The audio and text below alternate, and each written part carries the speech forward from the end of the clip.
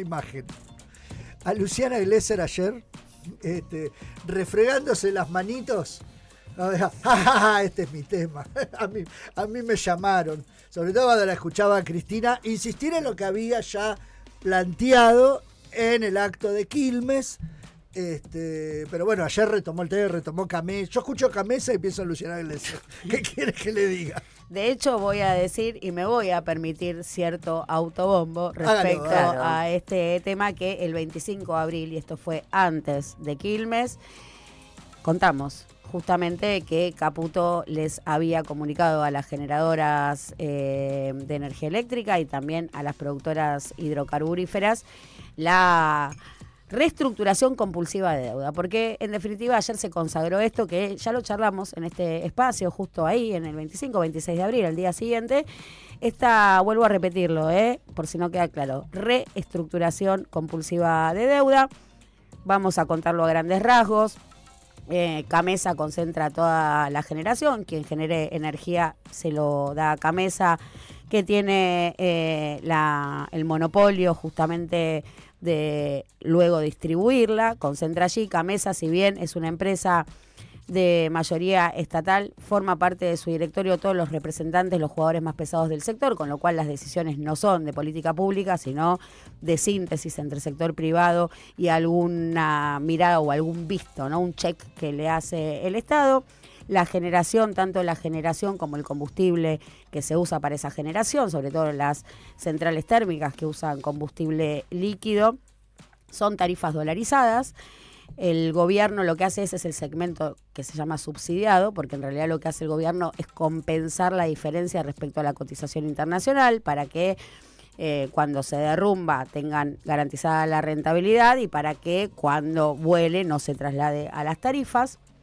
Como estas tarifas están dolarizadas, con el salto devaluatorio, por supuesto al gobierno se le hizo imposible de afrontar, ¿no? Pero no porque existan los subsidios, sino por el salto cambiario, un salto cambiario del 118. Que generó el propio gobierno. Exactamente, que fue una decisión del gobierno al asumir en esto que él llaman la corrección de precios relativos. Bueno, una corrección de precios relativos evidentemente poco exitosa, porque corregiste el precio del dólar, pero se te disparó fuerte el precio que pagás por la energía, y esto hay que decir que no es el costo, porque eso es la gran incógnita. Sabemos cuánto la pagamos, pero no sabemos cuánto vale hacerla.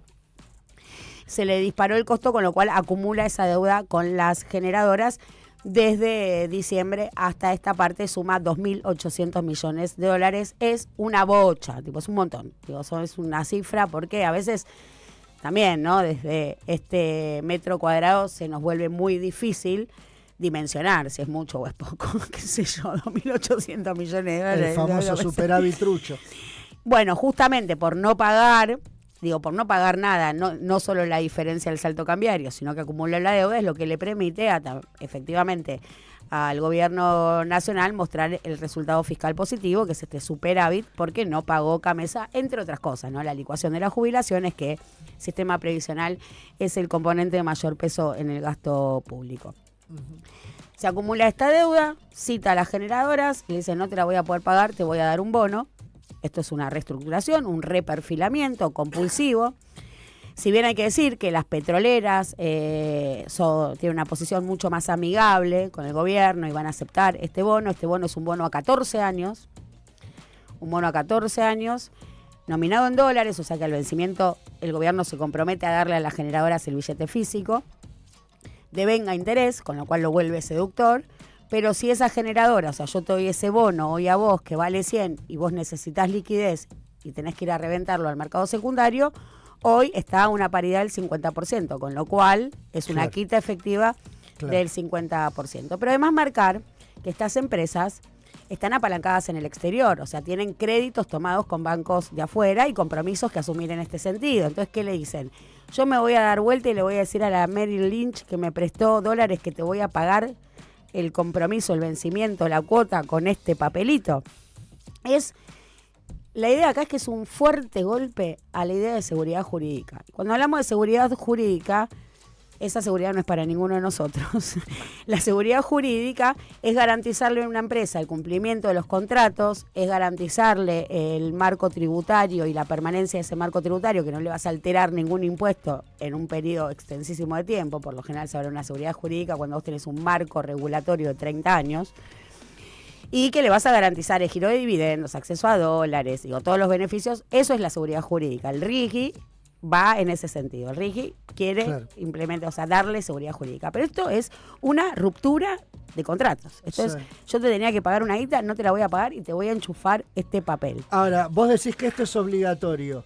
Ahora las empresas se están quejando, como que dicen que no lo van a aceptar. Más que quejarse, están evaluando cuáles son las medidas a tomar. Por lo pronto, como son empresas que cotizan en bolsa, y las empresas que cotizan en bolsa tienen la obligación de informar sus balances, cualquier impacto en sus balances tiene que ser informado, tanto a la Comisión Nacional de Valores como a la bolsa de valores. Y asimismo, si estas empresas, si vamos a poner un caso emblemático, que es el de Pampa Energía, que es una de ellas, de Marcelo Midlin, Pampa Energía también cotiza en Wall Street, con lo cual lo tiene que informar también a la SEC, que es el equivalente de la Comisión Nacional de Valores de Estados Unidos.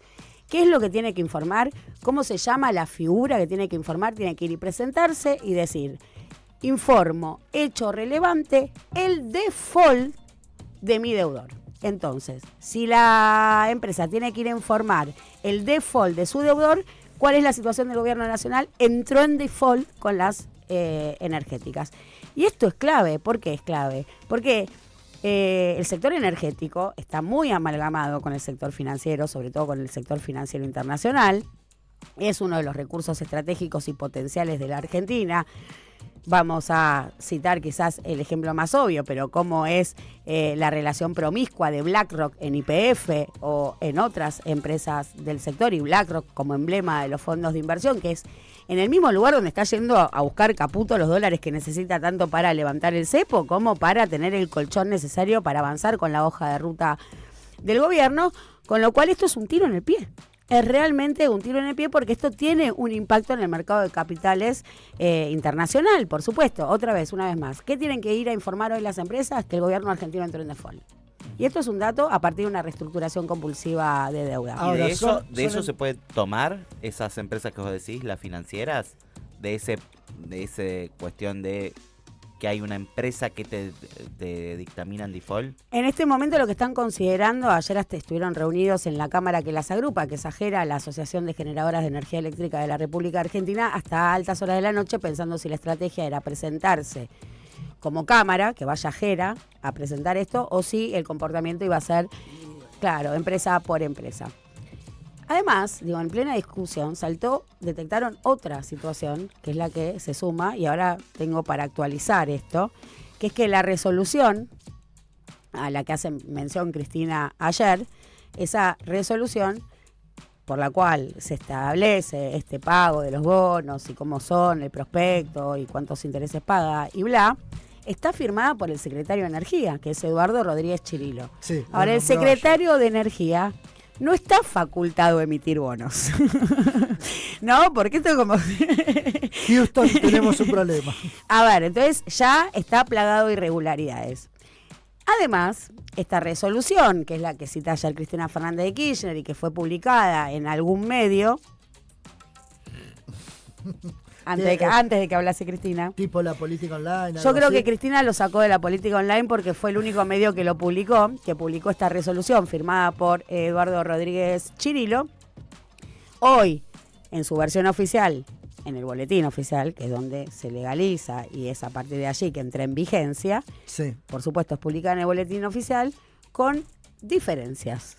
No es la misma resolución que se publicó en el día de ayer. Como lo del Congreso, de diputados a senadores, digamos. ¿Cómo es que era un error de tipeo? Sí, bueno, en aquel caso no se puede seguir tratando porque es una definición de una cámara con la otra. Acá supongo que siga, o sea, puedo decir un día una cosa y al día siguiente firmar otra si es que la empresa correspondiente me habilita o no.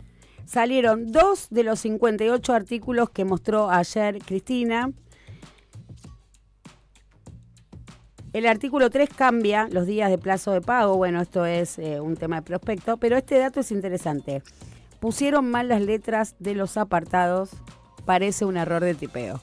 Sí, esta persona con la que estoy intercambiando fue quizás el ministro que más duró en los gobiernos democráticos de la historia argentina, muy vinculado al sector energético, y que lo que describe es, esto es un papelón, nunca lo vi. Sí.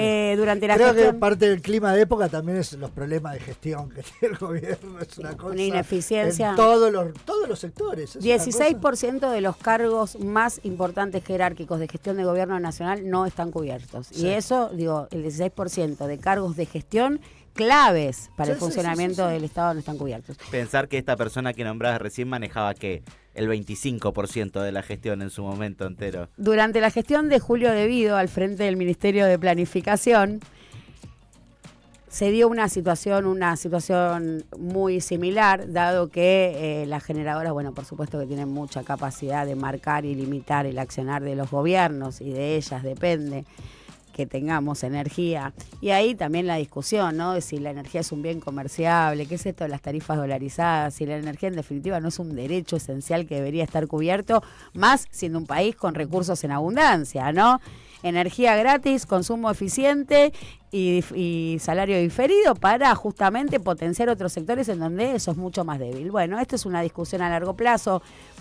Acá trabajamos mucho la idea del sector energético como un buen punto basal para el patrón de acumulación. Esto, por supuesto, tiene que ver con los modelos de desarrollo. Ojalá estuviésemos discutiendo eso, ¿no? ¿Qué modelos de desarrollo? No, estamos discutiendo la existencia del Estado. En la prehistoria, en el Paleolítico. Desde el Paleolítico, durante la gestión de De Vido se dio una situación similar, ¿no? Un gobierno que no podía afrontar los compromisos que tenía con las generadoras. ¿Y qué les ofreció en ese momento?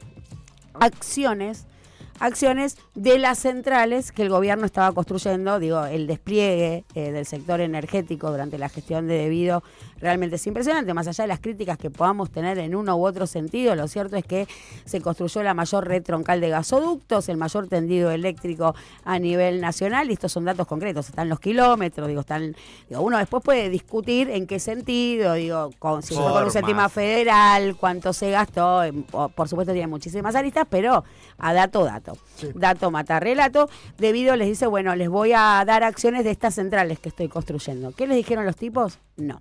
Esto es una ruptura de contratos, esto es un quilombo tremendo, y no dieron ni tiempo a la negociación, que acudieron a los tribunales internacionales, que es en este caso el CIADI. Argentina tiene abiertos juicios por ese momento en tribunales internacionales, con lo cual uno podría esperar que esto, siendo una situación muchísimo más aguda en ese sentido, suceda lo mismo. Ahora bien, está por verse, porque sabemos también el sistema de relaciones. Claro, iba a decir eso, ¿no? Son como empresas amigas. Es difícil de detectar en este sentido, porque las empresas son amigas hasta que les tocas la caja, porque todo bien, yo soy gorila, tengo una ideología muy clara, quiero un gobierno liberal, pero ni bien me tocaste el bolsillo se te terminó la joda. Se me agotó el marco teórico. Esto lo que le genera a la Argentina, uno podría pensar que el efecto inmediato debería ser un salto en el riesgo país, una escollo más en la dificultad de financiamiento, y sobre todo esto, ¿no? Estás planteando el RI, que les da todos los beneficios a las empresas para instalar esto de que Argentina es un país amparado bajo la seguridad jurídica por un lado, y por el otro lado reperfilás compulsivamente, reestructurás una deuda de 2.800 millones de dólares. Ayer Cristina habló de Camesa, tradúzcame. ¿No querés que la escuchemos? Dale, escuchémosla. ¿Se acuerdan que además dije que lo del superávit era un superávit trucho? Porque le debían a todo el mundo. Bueno, acá tengo en mis manos una resolución de la Secretaría de Energía, que salió fechada ayer 6 de mayo. ¿Qué hacen? Apareció una vez más el gran reperfilador, el Toto Caputo, esta vez reperfilando las deudas de las energéticas con un bono.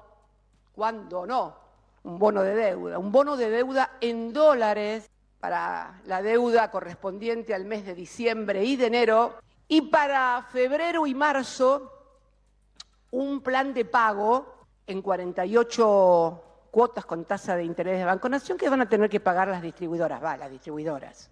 Establecen también en otro artículo instan a las jurisdicciones provinciales y municipales a que pongan la tarasca que necesitan las distribuidoras. O sea, que el superávit era, como dijimos nosotros, trucho. Miren, ayer mismo Camesa presentó la deuda de enero, de diciembre, enero y febrero.